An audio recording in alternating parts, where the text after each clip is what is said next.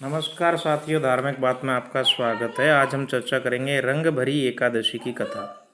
राक्षसों ने राजा पर जितने हथियार फेंके वे फूलों में बदल गए। सभी राक्षस अचानक जमीन पर गिरकर मर गए।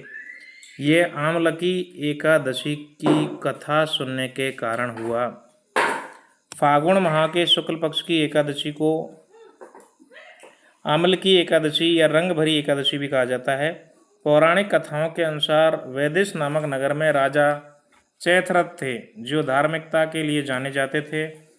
उनके शासनकाल में सभी नगरवासी एकादशी का व्रत श्रद्धापूर्वक करते थे। एक शिकारी भी मंदिर में जागरण में था और उसने भगवान विष्णु और एकादशी की महिमा की कथा सुनी। कुछ समय बाद शिकारी की मृत्यु हो गई, परंतु कथा सुनने और जागरण के कारण उसका पुनर्जन्म हुआ। राजा के पुत्र के रूप में पुनर्जन्म हुआ। राजा ने उसका नाम वसुरथ रखा। वसुरथ बड़ा होकर शक्तिशाली राजा बना। एक दिन वह शिकार के लिए निकला, लेकिन रास्ता भटकने के कारण वह रात में एक पेड़ के नीचे सो गया। कुछ राक्षसों ने उसे मारने की योजना बनाई, पर उन्होंने राजा पर जितने हथियार फेंके वे फूलों में बदल गए। सभी राक्षस अचानक जमीन पर गिरकर मर गए।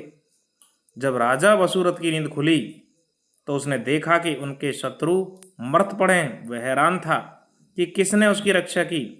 तभी भविष्यवाणी हुई, हे राजन, भगवान विष्णु ने तुम्हारी रक्षा की है। तुमने पिछले जन्म में आमलकी एकादशी की कथा सुनी थी, उसी पुण्य के कारण आज तुम बच गए हो। इसके अलावा एक और मान्यता है कि इस दिन भगवान शिव पार्वती से विवाह बाद पहली बार